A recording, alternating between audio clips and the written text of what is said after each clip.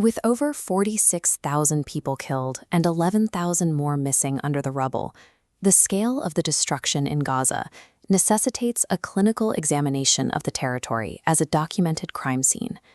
The United Nations Independent International Commission of Inquiry has established a specific legal mandate for this investigation. Its findings conclude that the Israeli security forces have engaged in the systematic use of sexual, reproductive, and other gender-based violence since October 2023. These legal findings coincide with investigative reporting from the New York Times, which documented similar patterns of abuse. In response, European Union lawmakers have called for an international investigation, asserting that these acts constitute crimes against humanity. This raises a demanding pedagogical question. How does international law differentiate between the tragic byproducts of urban warfare and the deliberate, systematic application of gender persecution? Classifying military behavior as a crime against humanity requires moving past isolated incidents of troop misconduct. The prosecution must prove a rigorous evidentiary model of systemic application and institutional intent. We can deconstruct exactly how the UN report built that model. The first vector of evidence focuses on the physical reality of expanded targeting criteria. Operations have shifted from specific military installations toward dense civilian residential zones, erasing the spatial distinction between private housing and combat targets. In the 2008 and 2014 conflicts, women and children comprised between 15 and 22%. By expanding targeting criteria to include the private homes of officials, even when families are present, the military structurally alters the application of the principles of proportionality and distinction. The shooting of a mother and daughter at the Holy Family Parish compound illustrates these targeting parameters in practice. Although the Latin Patriarchate confirmed the absence of militants, an Israeli sniper shot both women as they walked within the church gates, an act that contradicts the claim that such deaths are the result of accidental crossfire. When analyzed through this data, the extreme female casualty rate is an engineered operational outcome of these targeting parameters.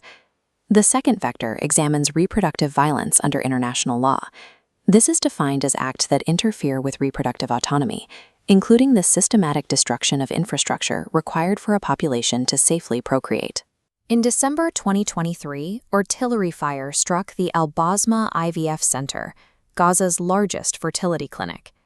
The strike destroyed the embryology laboratory and thousands of stored embryos and reproductive samples, effectively ending the fertility prospects for thousands of patients. Concurrent sieges targeted major maternity wards, including Al Auda and Al Nasser hospitals. This resulted in the functional collapse of obstetric care. Facilities were stripped of anesthesia and sterilization equipment, forcing women to undergo unsafe deliveries and surgical procedures without pain management. This collapse is compounded by weaponized starvation. When a population reaches catastrophic levels of food insecurity, the biological impact includes the cessation of lactation and a sharp increase in maternal morbidity and infant mortality. Stripping a population of its future reproductive material, and the primarily occurring at internment sites and the checkpoints established along civilian evacuation corridors. International humanitarian law provides strict axioms for the treatment of civilians. Article 27 of the Fourth Geneva Convention mandates that protected persons be shielded at all times against insults and public curiosity. During mass arrests in locations like Yarmouk Stadium, hundreds of Palestinian men and boys were forced into public nudity, stripped to their underwear, and restrained in open-air spaces. Women at checkpoints reported being forced to undress and being subjected to sexualized mockery by male soldiers. These violations escalated into digital gender-based violence when soldiers filmed these stripped detainees and broadcast the footage onto social networks like Telegram and X. This transformed the act of internment into a viral broadcast of private humiliation. The UN identifies a link between these acts and a specific nationalistic narrative. Graffiti left by soldiers in Gaza has referenced biblical stories of mass revenge for female rape, claiming their actions bring the honor back to the nation. This specific pattern of sexualized humiliation is analyzed by experts as an attempt to rebuild a militarized masculinity following the events of October 7th. While security searches are permitted under IHL, The addition of digital broadcasting and public degradation transforms a military protocol into a documented pattern of gender persecution.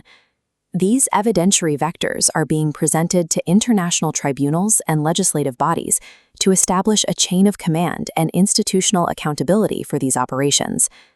By returning to the UN Commission's report, we can see how the raw data of the conflict is translated into precise legal categorizations, specifically the destruction of Palestinians through reproductive violence. This legal matrix maps the investigation directly onto the architecture of the Rome Statute. The expanded targeting parameters align with the crime of extermination, the maternity sieges with reproductive violations, and the digital shaming with the persecution of men and boys. To prosecute these as crimes against humanity, the court requires proof of discriminatory intent. The repetitive nature of these acts across different divisions proves they are a systemic application of policy rather than random military anomalies. The UN report translates the chaos of the Gaza conflict into a legal diagnostic model, providing the evidentiary bedrock required to prosecute institutional complicity in gender persecution.